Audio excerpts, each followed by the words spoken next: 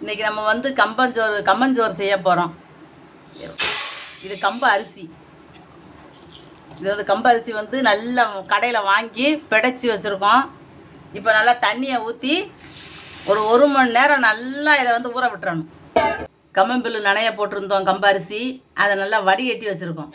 நல்லா நனைஞ்சதுக்கப்புறம் கழுவிட்டு நல்லா வடிகட்டி வச்சுருக்கோம், எடுத்து வச்சுருக்கோம்.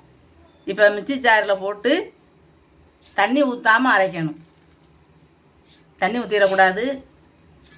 ஒரு கொஞ்சம் கொஞ்சமாக போட்டு ஒரு 2 தடவை அரைப்போம். நல்லா பொழுன்னு அரைச்சி வச்சுக்கிறணும். நம்ம அரைச்சிட்டோம். இந்த அளவுக்கு இருக்கணும். இப்போ தண்ணியை ஊற்றி கரைச்சிக்கிறோம்.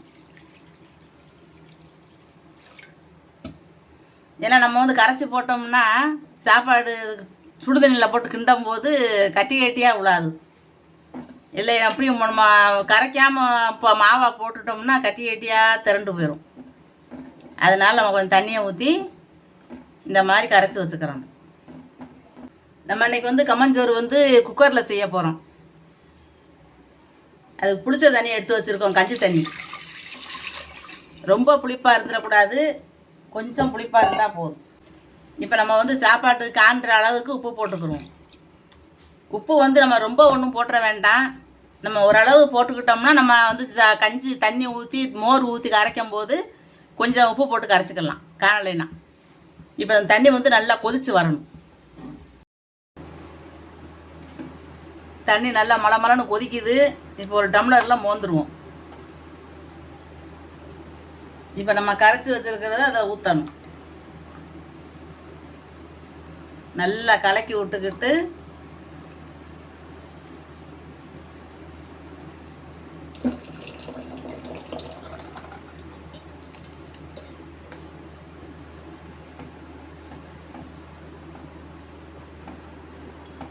இதை நல்லா அப்படி கிண்டிக்கிட்டே இருக்கணும். இது வந்து நல்லா வேகிற அளவுக்கு கிண்டணும். அடி பிடிச்சிடாத அளவுக்கு கிண்டணும். அதை குக்கரில் வச்சோம்னா ரொம்ப சீக்கிரத்தில் அடி பிடிக்காது. நல்லா நம்ம வந்து குழைய வேக வைக்கணும். இப்போ தண்ணி கணக்கா இருக்கிறது நல்லா கெட்டியாக வர்ற மாதிரி நம்ம வேக வச்சு நல்லா கொதித்து வேகுது. இப்போ கொஞ்சம் தண்ணி வச்சுருந்தோம்ல அதை ஊற்றிக்கிடுவோம்.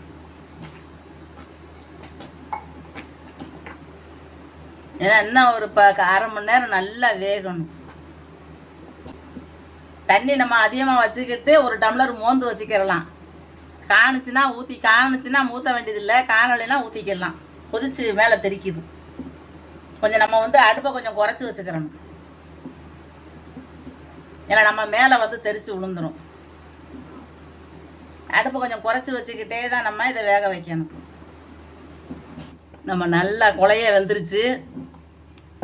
இப்போ நம்ம குக்கரை வந்து அப்படியே மூடி வச்சிட வேண்டியதுதான். அடுப்பு ஆஃப் பண்ணியாச்சு. இப்போ குக்கரை வந்து நல்லா மூடி வச்சுருவோம்.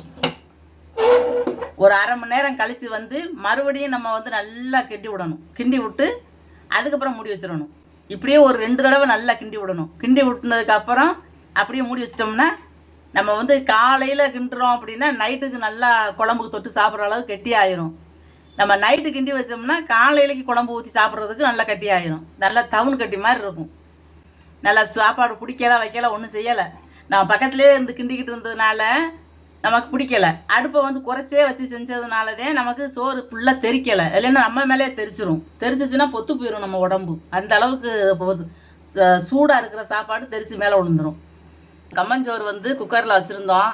நல்லா ஒரு 2-3 நேரம் கழித்து திறந்து பார்ப்போம். இப்போ மேலே உள்ளதை வந்து இப்படி வலித்து எடுத்துடணும். எப்பயுமே இந்த ஆடையை வந்து நம்ம எடுத்துடணும். ஏன்னா ஒரு மாதிரி அதை வந்து சாப்பிட்றதுக்கு இருக்கும்.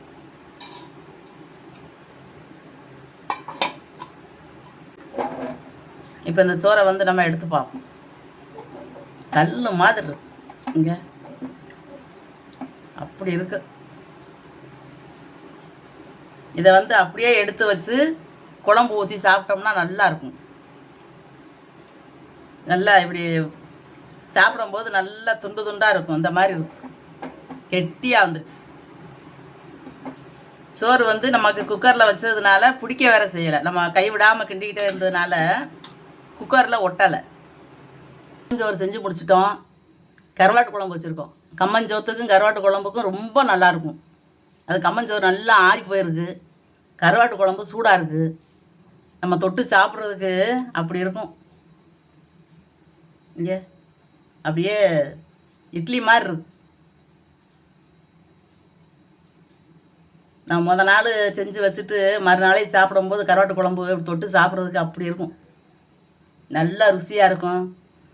இதை வந்து இதே குழம்புக்கு கம்மங்கஞ்சை வந்து மோர் ஊற்றி கரைச்சும் குடிக்கலாம். கரைச்சி குடித்தாலும் அதுவும் நல்லாயிருக்கும். தொட்டுக்கிறது துவையல் நல்லாயிருக்கும். கம்மங்கஞ்சிக்கு வந்து எந்த ஒரு தொட்டுக்கிறதுக்கு எதுனாலும் வெங்காயம், பச்சை மிளகாய் எது இருந்தாலும் நம்ம தொட்டுக்கிற நல்லாயிருக்கும். இந்த கருவாட்டு குழம்புல வந்து மிளகாய் கிடக்கு, தக்காளி, வெள்ளைப்பூடு எல்லாமே இருக்குது. எடுத்து சாப்பிட்றதுக்கு நல்லாயிருக்கும்.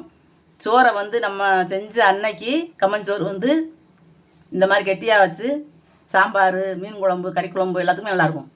தொட்டு சாப்பிட்டுக்கலாம். ஒரு நாள் இருக்குது அப்படின்னா மறுநாளைக்கு தண்ணி ஊற்றி போட்டு மோர் ஊற்றி கரைச்சி குடிக்கலாம். அதுவும் நல்லாயிருக்கும். கம்மங்கஞ்சி வந்து நம்ம அடிக்கடி உடம்புக்கு சேர்த்துக்கிறது ரொம்ப நல்லது. சின்ன பிள்ளைகளுக்கு வந்து இதெல்லாம் சாப்பிட மாட்டேங்கிறாங்க. நம்ம கரைச்சும் கொடுக்கலாம், அந்த மாதிரி கெட்டியாகவும் செஞ்சு கொடுக்கலாம், சாப்பிடுவாங்க. இந்த வீடியோ பிடிச்சிருந்துச்சுன்னா லைக் பண்ணுங்கள், ஷேர் பண்ணுங்கள், சப்ஸ்கிரைப் பண்ணுங்கள். பக்கத்தில் இருக்கிற பெல் பட்டனை அமைக்கி விட்ருங்க.